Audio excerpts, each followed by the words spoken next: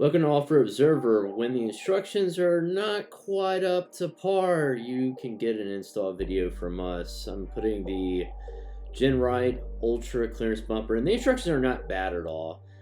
First start off with taking off these little brackets with a 16mm wrench. And the first thing you're going to do is, of course, you take the first bumper off, and you put this winch carrier on.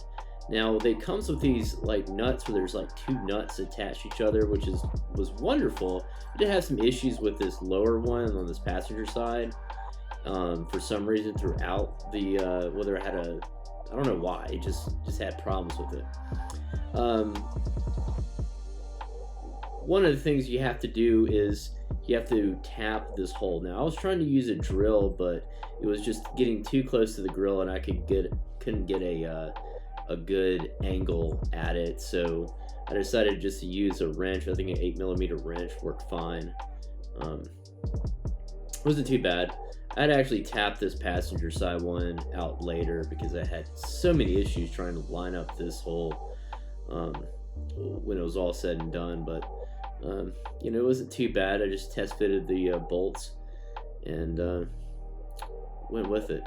Now, when I was putting on these little side brackets on the winch carrier, I realized that you know, double nut thingamajig was a little out in the way, so I just moved the little studs, I guess you would call them, out of the way and put them to the outside temporarily before putting these two bolts on the inside, which wasn't. I think this was a 5/8 and a 11/16 maybe. Clearance wasn't too much of a problem with that. Even when I put the I went ahead and tightened these at one point just because I was afraid the winch was going to get in the way, but my size winch, it really didn't. Maybe on the driver's side, as I'll explain later, but really had plenty of room. One thing that was nice, it was these little studs that they give you. Just it allows you to test fit everything and just hold it on for a while. The winch has a little hole in the back of it where you could feed everything through. I had to move the winch cables a few times when I finally installed it.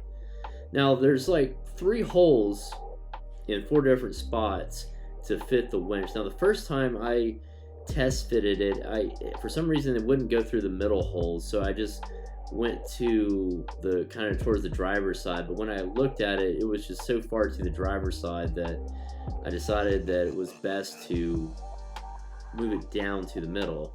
Now, when I went and saw my buddy at Bigfoot Winch Ropes to help me install the fairlead in the winch ropes, he noticed that it was still like maybe slightly off, but not that big of a deal.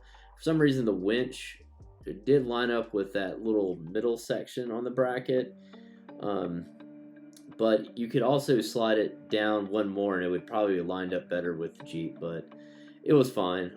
Made it through. It doesn't really bother me too much, maybe just like an inch off to the driver's side, but something you need to consider and look at before you put that aluminum on, which that aluminum is light as can be, and I was showing off like, oh sweet, this is gonna be easy. And I'm like tapping in, I'm like, wait a second, I can't get it on fully. Maybe it's just, these studs are getting in the way. Yeah, let me just kind of jiggle this and jiggle that, and well, what's going on? Well, on the website, in the instructions for like all the bumpers that they sell, so even the ones that are not ultra clearance, you know, that protects your sway bar and everything. But if you go to the website and where I went to purchase it, there is a section that says it will hit those frame horns. And cutting in the dark. That's me trying to realize what to do, because I tried later that night with a reciprocating saw and a metal blade. The blade was kind of short and it was dark and stuff and everything, and it's really close to your sway bar. So I called my buddy Joe at JP Customs, and with a cutoff wheel, and his buddy Wes with a reciprocating saw or sawzall. Was able to get both these frame horns down without affecting that sway bar bracket right behind it. But it is a close fit, and I really appreciate their help. Just good to have Jeep friends. So the next thing we did was we put the skin on. I actually went wheeling. I put the skin in at their place, and because I was going kind of a mild wheeling trip the next day, so I needed something just in case I needed to get pulled, because we did go through some very muddy parts. So I just put the tow hooks on there, and just in case I needed to get pulled. The only problem is I had a very stock Jeep in front of me, so I was like, I wish I had the winch right now.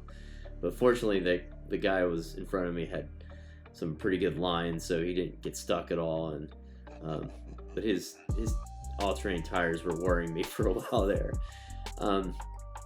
So putting the skin on, this aluminum skin, lining it up was very difficult.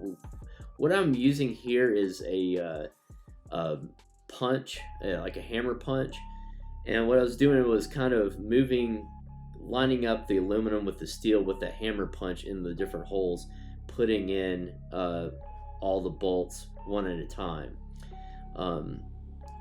The biggest problem I had was this passenger side top bolt. What I ended up doing was both using that punch and trying to move stuff over, and we would move it over, and she's right now tightening the bumper into place to see if we're lining it up just enough. And it just took, like, gosh, let's try it. Okay, no, let's bend it some more. Let's try it. Now, I did, with the punch when the holes, it wasn't too bad because the washers would cover up whatever imperfections that I'd, like, dent the aluminum. I used a rag there. I mean, you could kind of tell where I pried it a few times, but not really too much. Plus, it's a bumper. Like, it's gonna get dinged. Whatever. It'll buff out, This is an off-road vehicle. It's supposed to look all dinged up. So we did have to, at one point I was just like, let's just retap this hole just to make sure that's not the problem. And when we did that, it went on there pretty nicely. So we might have kind of messed up the threads when we were trying to get that bolt in a few times. But yeah, it was a pain in the neck. So once we did that, we just kind of took some bolts off that a few at a time. But both when I was at my friend's place, and at one point I was starting to tighten the bolts on the bumper without the D-ring. So just make sure you remember to grab the D-rings and throw them on there before you do it. And for some reason, that passenger side bolt down there was just bothering me. I kept on dropping the washers and using magnets to get the washers out, which worked great because it was an aluminum bumper. Aluminum's not magnetic, so it would grab the washer and not the bumper.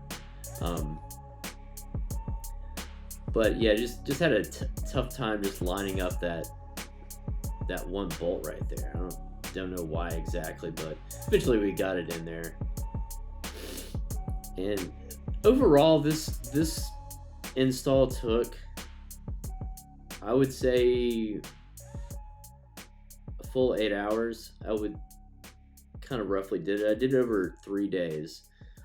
I started on Thursday afternoon, then I went over to my buddy Joe's Friday night, and then Sunday, I spent about 4 hours Sunday just installing that, and then went over to my buddy Jay's, who is with Bigfoot Winch Ropes, which I'm excited about the video we're going to do next with that. He helps me show how to put a fair lead on, and also put synthetic rope onto the winch, which got some great advice and some great things that I've never heard before about some things you need to consider when putting a bumper on like this. So that's definitely going to be a video you need to check out after this one before you install your winch rope, or maybe install the bumper, because there's concerns about where the steel and aluminum lines up, so if you don't line it up, you might have some rubbing with your rope, and Jay does a good job of explaining that. Now, with tightening these bolts, I would say this bumper is a two-person job. I mean, this is one of the reasons why it's difficult with the, I think a 6-inch extension on the ratchet, and pulling that in place, wrenching that down while holding a wrench on the outside was a little too difficult. Those inner bolts were so much easier once you got them threaded into that over, I guess it was some type of flagged nut. Flag double nut, is that what it's called? A flag double nut? But tightened it up.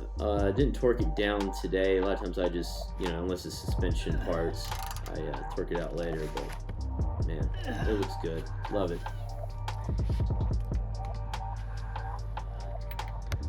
Thanks to JP Customs for cutting off the horns. And thanks to Bigfoot Winch Ropes for the next upcoming video on installing the fair lead and rope. That's great.